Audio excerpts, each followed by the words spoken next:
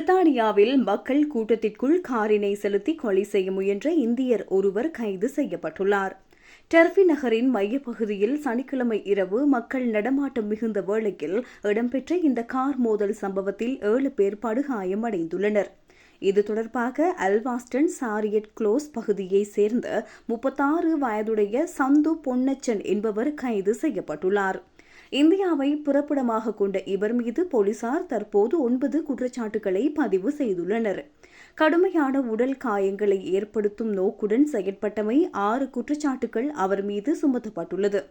கொலை முயற்சி குற்றச்சாட்டு, ஆபத்தான முறையில் வாகனத்தை செலுத்தியமை, கூர்மையான ஆயுதம் ஒன்றை வைத்திருந்தமை, காயமடைந்த 7 பேரில் 4 சிகிச்சையின் பின் வீடு திரும்பியுள்ள நிலையில் ஏனையோர் தொடர்ந்து மருத்துவமனையில் சிகிச்சை பெற்று வருகின்றனர். எவருக்கும் உயிர் ஆபத்து இல்லை என உறுதிப்படுத்தப்பட்டுள்ளது. சந்தேக நபரான சந்து பொன்னச்சன் தற்போது விளக்கமறியலில் வைக்கப்பட்டுள்ளதோடு அவர் இன்று புதன்கிழமை தென் டெர்பிஷயர் நீதவான் நீதிமன்றத்தில் முன்னிலைப்படுத்தப்பட உள்ளார். இந்த சம்பவம் குறித்து கருத்து தெரிவித்த பிரதம போலீஸ் அத்தியட்சகர் எம்மா ஆல்ரெட் கூறுகையில், இந்த சம்பவம் டெர்பி சமூகம் முழுவதும் பெரும் அதிர்வலைகளை ஏற்படுத்தியுள்ளது. பாதிக்கப்பட்டவர்களுக்கும் அவர்களது குடும்பத்தினருக்கும் எமது ஆழ்ந்த அனுதாபங்களை தெரிவித்துக் கொள்கின்றோம் என கூறியுள்ளார்.